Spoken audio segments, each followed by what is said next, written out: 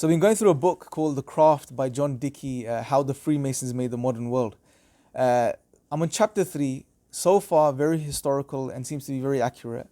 Um, One of the things he highlights I wanted to share with you, which really struck me, was he said, or he referred to Masonry, Freemasonry, as a second degree religion. Although they don't like to associate themselves with religion or call themselves a religion.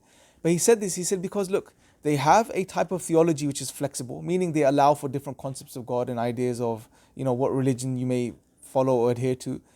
But what they unite on is, well, originally it was their craft, which was Masonry, but now it seems to be a type of moral code, a compass, a way of engaging in the world.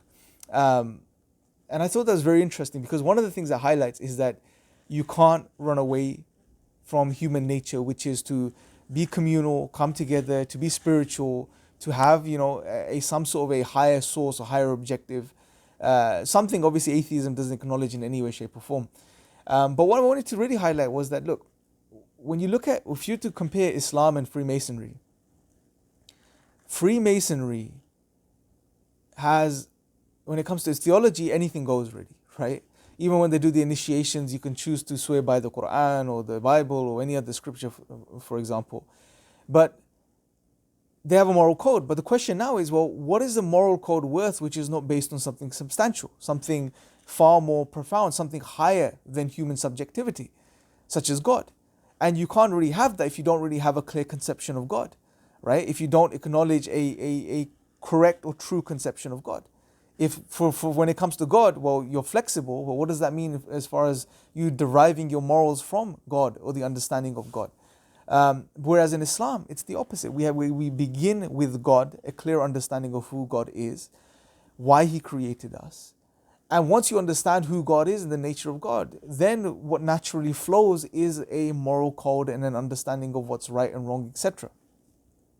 So I would say that if you were to be logical about this, which unfortunately we aren't as human beings in many cases, and look past the alluring nature of this of Freemasonry and the secretive element of it, because which is really what's appealing about it. As the author also mentions in his book, it's the idea of it being a secret society allures people in. It's intriguing to human beings.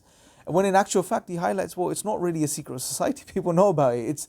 It's a society with secrets, and many of those secrets are kept as secret because of it draws attention and it brings people in.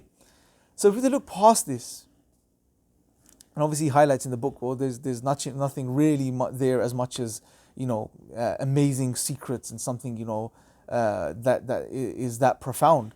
If you look past this.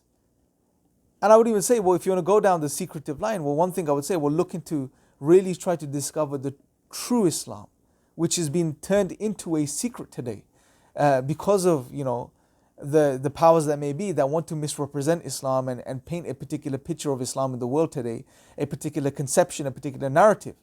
Look past those veils and discover the true nature of Islam. And when you do, you realize that this is a life rope, that's sent to us by our Creator to save us, to help us be successful in this life, which gives you a moral code, which gives you a community, which unites under the correct understanding of God. I mean, just look at the images from Hajj, which is the pilgrimage that Muslims go to. You'll see people of all different backgrounds, all different colors, all different nationalities, all uniting, standing in the same rows, worshipping the same God, wearing the same clothes. Islam unites, but you have to discover the true Islam. And take that up as a challenge in the world that we live in today. And I guarantee you, those that do, and you would see this.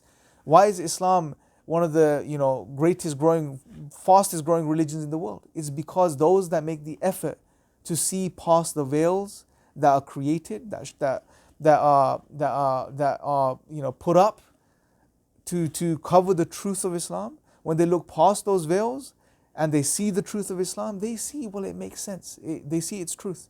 And they accept it and acknowledge it. So why not do that instead?